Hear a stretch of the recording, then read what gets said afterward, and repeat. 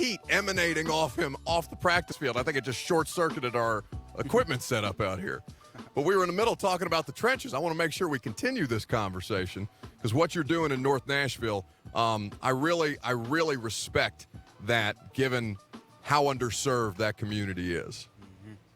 Definitely. Yeah, that's just, like I said, this is something me and my brother, we know once we was looking for a spot. We felt like it was a perfect location. You know, it already had some up-and-coming businesses that were, you know, already had some buzz to it. So we felt like, why not put it right there to where it could be like a one-stop shop where you could come shop for some clothes, if you wanted to do that, or you could go eat at Slim and Huskies or, Willie B's that's down the street. So we felt like it was the perfect location. So why the trenches? Why is that the name? Because, just it kind of reminded us where we were from. It's kind of what I want to say, a popular saying in our generation coming up now. Yeah. So we felt like it was a perfect name. It kind of fit the area what we had for what we thought. And, with the Titan T, we got the trenches. So we felt like that would be a cool little ring to it, putting the two Titan T's on them. Yeah, people have really gravitated towards it. There's legitimate buzz. And I love North Nashville because of the way that nobody, especially with the tornado that went through there a couple of years ago, there was such a, when I told people that I bought a house over there, I got like side eye about it. Like, what are you doing moving out to North Nashville? That's not a place you want to live. I go, no, this is perfect. This is a fantastic community, a community that is very tightly knit, and something that, by the way, Kristian Fulton, Titans Corner, here with us on 104.5 The Zone. Something that I saw was really important to you guys as a football team, as a community, the way that you came out and helped my neighborhood, my neighbors throughout the course of the tornado recovery process, that and bringing business interests out to Buchanan, which has a lot of up-and-coming businesses. You're starting to see the area develop in a way that it makes me very happy to hear, because the stigma that people would associate with the place that I live, I was really bothered by. You know what I'm talking about? The way that that people I would talk to kind of viewed it. It really pissed me off, if I'm being honest with you, Kristian. Nah, it's definitely an up-and-coming area, and in the next year or two, it's going to be a booming area in Nashville. So I felt like, we were kind of one of the early ones, like you said, to get involved in that community, and I can't wait to see where it's at. So. Yeah, no question about it. So we're out here at Titans practice, training camp day 3. You guys have a fascinating storyline to follow in the secondary. It's a lot of new faces. You guys added a bunch of new dudes to try and fortify this defense, and specifically the defensive secondary. What has been the level of competition out there on the field like right now with you all? That was one of our main goals, as a defensive back group, just to come out and compete every day. I feel like, we have a really great wide receiver room that we're going against, so we ain't going to have no other choice but to compete. We'll see where we're at heading into, preseason and regular season by the time, we finish competing with those guys. And like I said, everybody basically besides, KB is, fighting for a starting job. Yeah. So that's all you need to know once you come step a foot into the DB room. You got to compete, just to get on the field. So speaking of that wide receiver, there's a bunch of talented wide receivers out here right now. This is as talented a group as I've seen in 5 years covering the team. But how about your boy, Racey McMath? My God. I don't know what my expectation of him was, Kristian, because I knew that,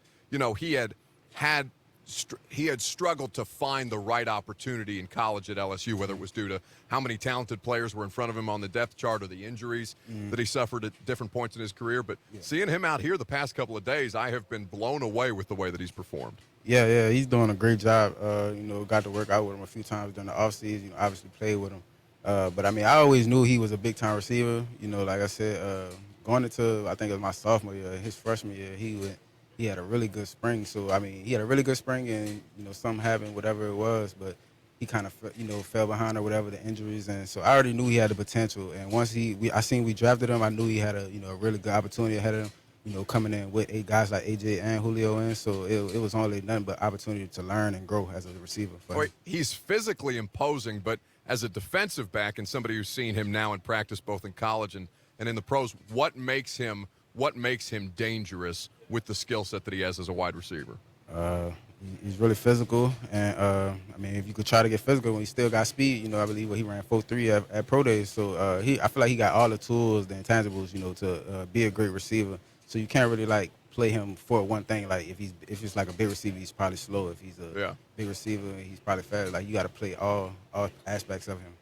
How many opportunities do you guys have? And I know Julio and AJ are doing, you know, different amounts of work at this point, and everybody's on an individual plan with the coaching staff and with Todd, the trainer.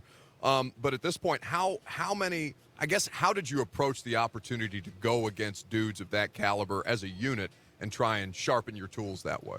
I mean, whether it's AJ or Julio, you know, whoever it is, you know, I feel like I got to prepare myself to be a starter. And looking at the schedule that we have, you know, we're going to see some dudes every week, week in, week out.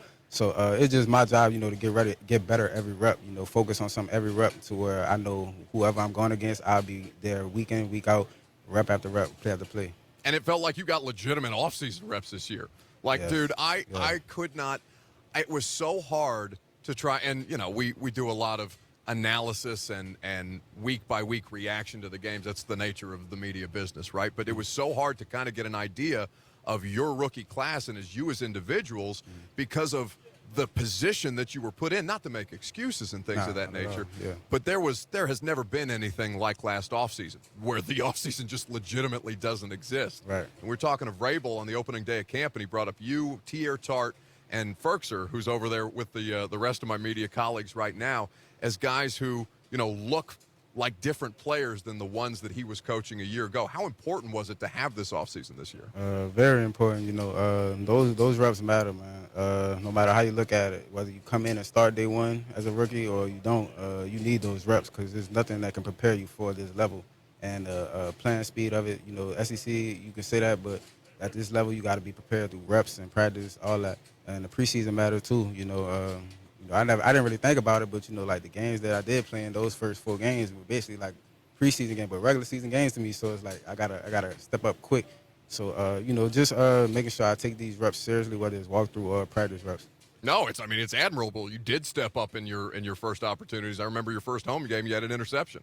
Yes, I mean, it was something where you made the rest of us. You left an impression on all of us who watch you guys and cover you guys on a daily basis, and clearly on the coaching staff as you try and figure out what exactly this new look defense is going to be. What I asked Rashawn this yesterday, and he was on the show. Kristian Fulton here with us on 104.5 The Zone, by the way. What do you guys want the identity of this defense to be in 2021? We just want to bring that swag. We want to bring arrogance to us. You know, that's what you got to have to be a championship defense. And I feel that already. You know, being here just the first 3 days. You know, we trying to play with more speed, more arrogance, more confidence.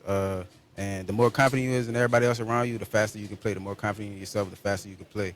And those things that, you know, we're trying to take into account, we want to hold everybody accountable for their job. So I believe that's the blueprints of building that defense up for us. We talked about the offseason earlier, and I'll let you get out of here in a second because I know you got to be exhausted and hot and sweaty out here. But what the focus was last year, the thing every time we got on a Zoom with you guys, whether it be you or Kevin or Kenny Vaccaro, the constant of communication always kept coming up, I guess, as to where you guys needed to improve and why some of the issues that were happening for you on defense last year. I was out here every day of the offseason, and third down defense, third down reps seemed like such a critical part of what they were trying to get across to you guys. How big a difference did that make? How much further ahead do you feel as a group having that opportunity and having that hyper focus on that particular element of the game? It's definitely a focus, but we got to be better on first, second down, you know, just to get better at third down, you know, just to put them in some tougher situations. Like you said, the communication part is going to be big for us, you know, just making sure we're all on the same page. We got to talk out loud, you know, make sure everybody has the call and everything. Like, we can't worry about if the offense knows what we're doing. You know, we got to make sure that everybody knows their part. And if you know your part, you feel confident in yourself. Going back to, you know, one of our blueprints for being a championship defense, if you know your part, everybody communicated, everybody will be confident in doing their job, and everybody will be on point with doing their part. All right, last one for you, and then I'll let you get out of here. Kristian Fulton, kind enough to give us some of his time. I've been watching a lot of A.J. Brown. AJ's been giving some dudes some work. in a one-on-ones. But who in the secondary been giving it back to the wide receivers? Because I've seen a lot from Breon Borders. I know yourself showing up out here. Who in the secondary been putting in work that you've liked to see out here at training camp? I mean, everybody's been working. You know, they all been doing a great job. But I like what Elijah Molden. Yeah. You know what he's doing. I feel like he's been out here. You know, he's been working really hard. You know, just to step into that role, whatever role that may be for him, whatever the coaches may have for him. But I mean, I like what I've seen from him, his play. Kristian Fulton, Titans corner, heading into an exciting year two. Kind enough to give us some of his time. Make sure you check out his shop, The Trenches, up there in Buchanan, North Nashville. It's a spot to be. Yes, don't miss out. Kristian, I appreciate you hanging out. Yeah, thank you for having me. We'll come back, and we will have head coach Mike Vrabel's press conference live from St. Thomas Sports Park. I'm Buck Reising. This is 104.5 The Zone. What's up?